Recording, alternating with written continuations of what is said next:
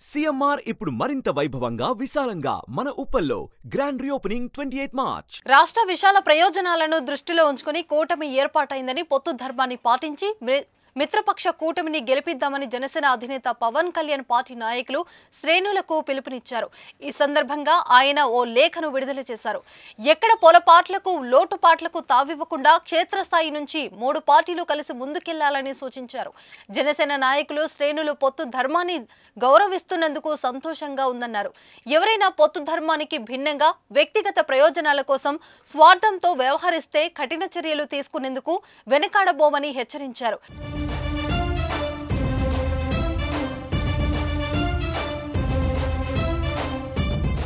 వీర మహిళల రాజకీయ ఎదుగుదలకు జనసేన ప్రాధాన్యతమిస్తుందని పవన్ స్పష్టం చేశారు. పొత్తులో భాగంగా జనసేన పార్టీ చేసిన త్యాగాలు రాష్ట్ర సౌభాగ్యం, అభివృద్ధి, ప్రజల సంరక్షణ, శాంతి భద్రతల పునరుద్ధరణ కోసమని తొలి నుంచి బలంగా చెబుతూనే ఉన్నామన్నారు.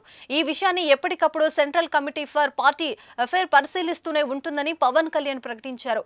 ఇదిలా ఉండగా మంగళగిరిలోని జనసేన పార్టీ కేంద్ర కార్యాలయంలో జరిగిన కార్యక్రమంలో వివిధ కమిటీలో ఉన్న వీర మహిళలకు ఆయన నియామక పత్రాలు అందజేశారు. పవన్ మాట్లాడుతూ వీర మహిళలు పార్టీకి మొదటి నుంచి వెన్నుదన్నుగా నిలిచారన్నారు. పార్టీ కోసం నిలబడిన వారిని మర్చిపోవోమని భరోసా ఇచ్చారు. కులం, మతం, ప్రాంతాలు దాటి మహిళా నాయకత్వాన్ని పూర్తి స్థాయిలో బలపరిచే బాధ్యత తీసుకుంటున్నానన్నారు.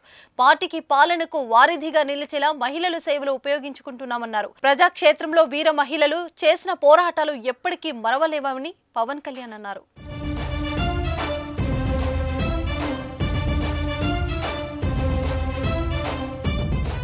సుమన్ టీవీలో మీ పర్సనల్ అండ్ బిజినెస్ ప్రమోషన్స్ కోసం కింది నెంబర్కి కాంటాక్ట్ చేయండి.